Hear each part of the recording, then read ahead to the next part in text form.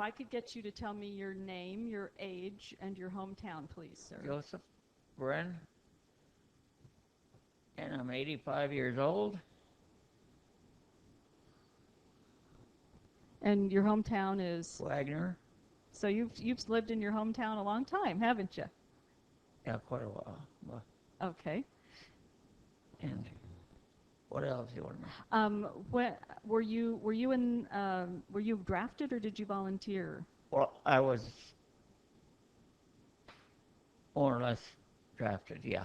Okay. I was a deferred, but then a farmer got me to help him pick corn, and I quit picking corn one day when it was cold, and I got in the wagon and they put my drafted horses you? in the barn and took off. Okay, okay, He didn't even know it. okay. How old were you then when you enlisted? 20. You're 20 years I old? don't know for sure. Okay, okay. Do you remember was that before or after Pearl Harbor, Joe? After, I think. Okay. It was 42. Okay, that was after Pearl Harbor then. Do you remember hearing about Pearl Harbor and what you were doing then? I guess so. I don't remember that. I didn't bring much of anything. I don't remember much. Do you remember where did you serve? Did you serve in the European or the Pacific Theater? European. Okay. And do you remember when you shipped out? Yeah. Okay. We went to England, then we shipped over to Le Havre, France, and we went all the way across France in one day. So. And what year was that? Do you recall? 43, I suppose, or 44, I guess. So you were in the Army. Yeah. Okay. And what was your job in the Army? What did they have you do? I was a tank mechanic. A tank mechanic? Yeah. Did you have to have special training for that? I went to school in Fort Knox, Kentucky. For how long? I don't know, 6 months, Okay. something like that. So what does a tank mechanic do? You're going to have to forgive my ignorance, but you I fixed the engine, the motor? worked on them all the time. When I went up there to school, I was a private. When I got back, they made me tech sergeant because tech sergeant went over the hill. So I got his job and I got his rank right away. And you got his pay, too. Yeah, that was a lot. Yeah. That wasn't much of an improvement, huh? No. Okay. Did you have family who were also in the military during the Second World War? I didn't have a family. Yeah, I had a mother and dad is all. But no brothers or... Okay, okay. Were you married before you entered No. the service? Okay. No. Okay, so you got shipped out to France, and what happened We went after to that? England first, yeah, then Okay. France. And what happened once you got to France? We went all the way across France in one day, the first day. Really? I got pictures of it, but we went all the way across till we ended up by the Rhine River. Uh-huh. And we joined the 7th Army there. And what was your unit? I forgot to ask that. 92nd Cavalry Okay. Recon Squadron. We were always out front, in front of everybody. So you saw quite a bit of fighting then? Quite a bit, but not a lot. I was always working on them tanks. Mm-hmm. But I was in a few fights. Mm-hmm. I had a guy we went up on a hill, we saw a German up there digging a foxhole. So a bunch of us guys from headquarters went up in a tank. I took my tank and I drove it up there. And the guy in the turret stood up. In the back, he stood up and I got shot right through the back. Oh, Down my. and they were turning my tank, my turret, and the batteries were almost dead. I couldn't start it, and the Germans all around.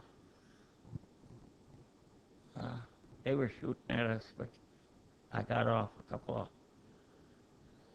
50 caliber machine gun shots at them, and I put their tank in. We had 2 engines in that tank. So I got one engine to pull the tank, and I got the other one started. So I went down the hill, and then I had to help pull this guy out of the tank. That's about it. Uh-huh. I couldn't remember his name, Sergeant Capra.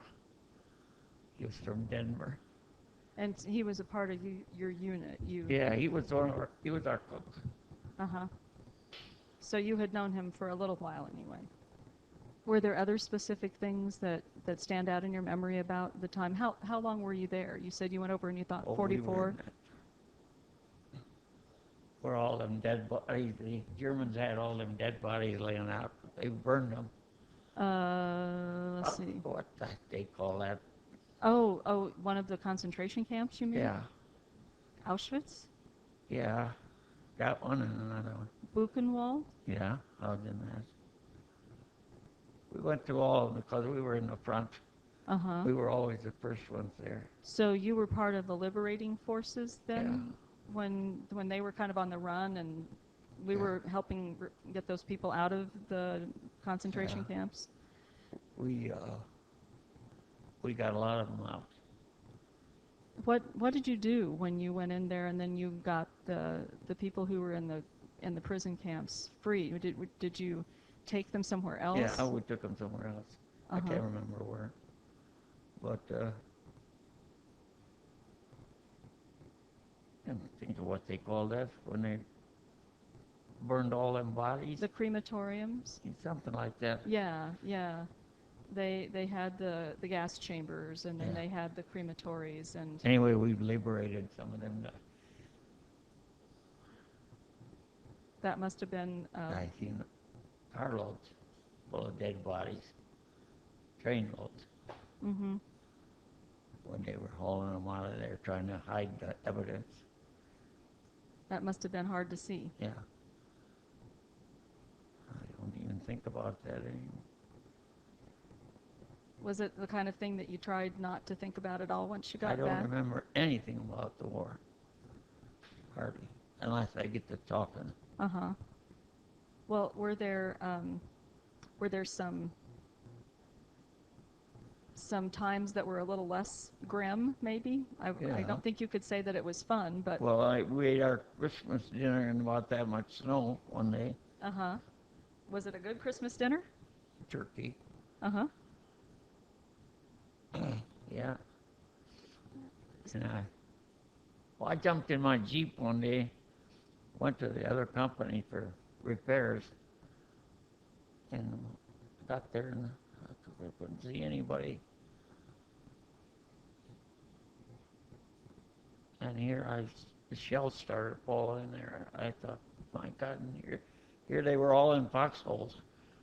So I jumped, I got my Jeep going and I got the heck out of there. Uh-huh. And they were falling all around me.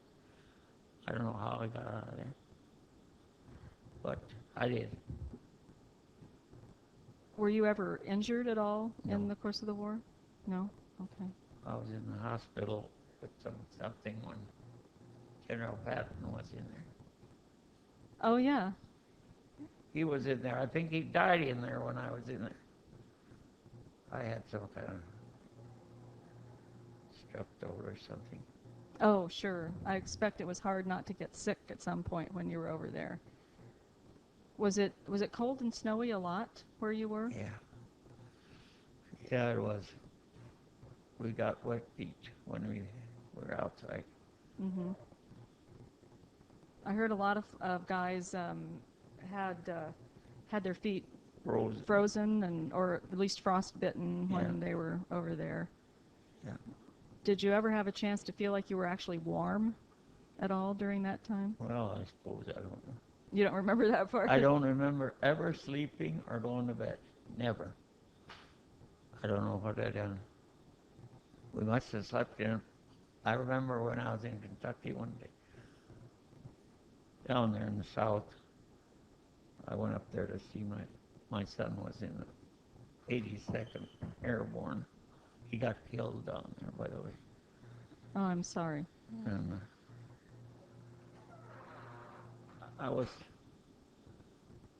we were down there, and he was telling me how how he saw me jumping in and out of the foxhole, but I don't remember that at all.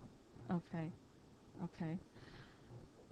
What were some of the more positive things about the experience that you remember? Well, I had a lot of fun. I used to road test them Army tanks. Tell me about that. A little town down in Texas, when we were down in Texas, and I had a girlfriend down there. Not a real girlfriend, but I used to go up there to see her and drink a bottle of pop or beer every day. Mm-hmm. And one day I was coming away from there. I decided to go through this sand pit or gravel pit, and the tank went up that steep hill.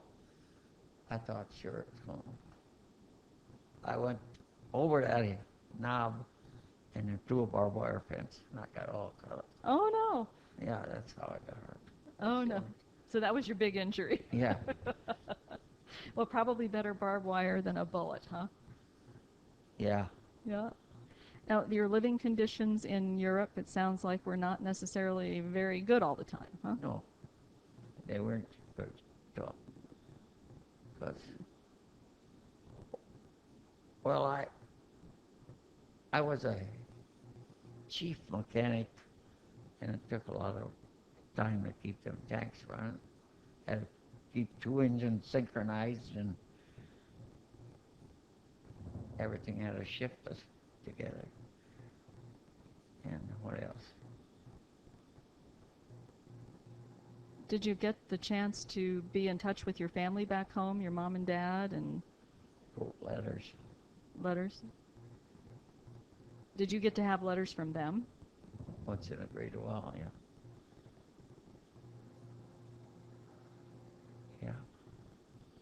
I said, we got off a break one time, and they said, well, if you want to, you can send a telegram home. So I, like a damn fool, hurry up and send a telegram home to my folks. And Dad was up on a ladder working on something, and my mom just about fell over when they come over and brought a telegram. Because telegrams usually had... They were bad news. So that anyhow, they got scared. That's about it. But that was a nice surprise when it wasn't bad news. Yeah. Okay, so when you got home, well, tell me a little. You said you had a really good turkey dinner for Thanksgiving or Christmas. Yeah. What about the rest of the food while you were there? Was it something that you... Well, you take your mess kit and go through the line, and half the time you throw it out or dump it out. Wasn't very good? No. Well, especially going overseas in the boat. That was terrible. We went on the ship. Just not very good food at all. No, the toilets were swapping back and forth. When did you come back into the United States after your service? Do you remember when you were discharged? 46, I guess. And you came back to Wagner? Yeah. And what did you do with the rest of your life then? Well, my dad had a Buick, and he thought that was nice. It bounced like this. So I told him right away that I have new shock absorbers. So I put new shocks on it. He gave it to me. But the engine went out on it. So I took all my mustering out, paid to fix the engine. And then I worked out. Went to farmers and shelled corn for a while. And run a corn sheller. And then I bought out a gas station. I run the gas station for a couple of years. Sold that, I guess. So did you do any farming yourself? No. No. I worked out quite a bit on a farm. Mm-hmm. But not after I got home. Okay. But I ran a filling station, a service station for a long time. Then I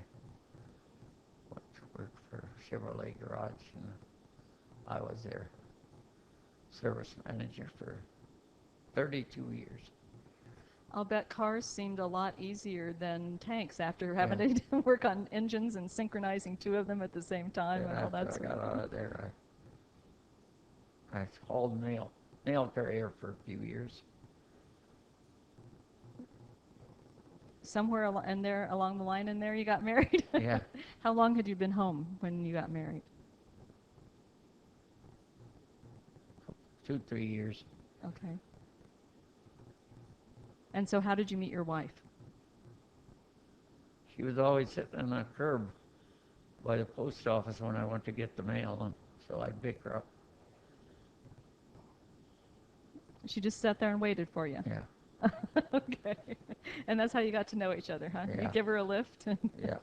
I'd pick her up and take her home. You think she did that on purpose? I imagine. Anyway, she says she did.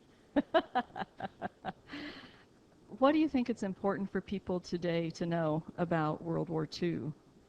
Those people who weren't alive during that time. Oh, they should all know how tough we had it, and how good it was, but really wasn't so tough, wasn't so good. So I know when I come home, I got rid of everything. I threw away all my memorial or remembrances, and I went to forget about it. Mm-hmm. I didn't keep my uniform. I didn't keep anything. You just wanted it all to be It over. was over with.